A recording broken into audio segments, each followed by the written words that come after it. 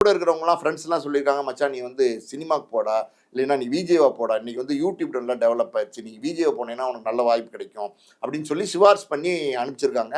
அதனால தான் வந்து மெட்ராஸ்க்கு வந்து 2010 வந்திருக்காரு. 2010 மெட்ராஸ்க்கு வந்தவருக்கு அது அவ்வளோ சீக்கிரம் கை கொடுச்சா அப்படின்னா கை கூடல.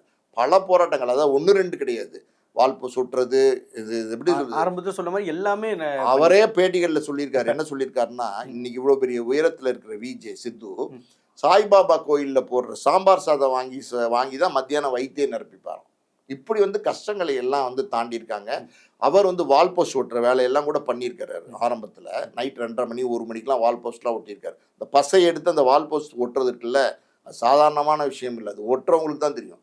அந்த பசையை நீங்க கையில அள்ளி, நீங்க இப்பெல்லாம் வந்து ஏதோ ப்ரஷ் எல்லாம் வந்துருச்சு இப்போ லேட்டஸ்டா, அதை எடுத்து இப்படி ப்ரஷ்ல அடிச்சுட்டு ஒட்டிடுறாங்க. ஆனா அந்த காலத்துல பசையை கையில் எடுத்து வால் போஸ்ட்ல தடவி ஒட்டுவாங்க. அதுவும் பார்த்தீங்கன்னா அந்த வால் போஸ்ட்டுங்கிறது ஒரே இதாக வராது. 4 அதாவது 2, 3, 4 பீஸாக இருக்கும். ஒவ்வொரு பீஸும் கரெக்டாக மேட்ச் பண்ணுற மாதிரி ஒட்டணும். இப்படி இப்படி ஒட்டிட்டிங்கன்னா வால் போஸ்ட் வேஸ்ட்டாக போயிடும்.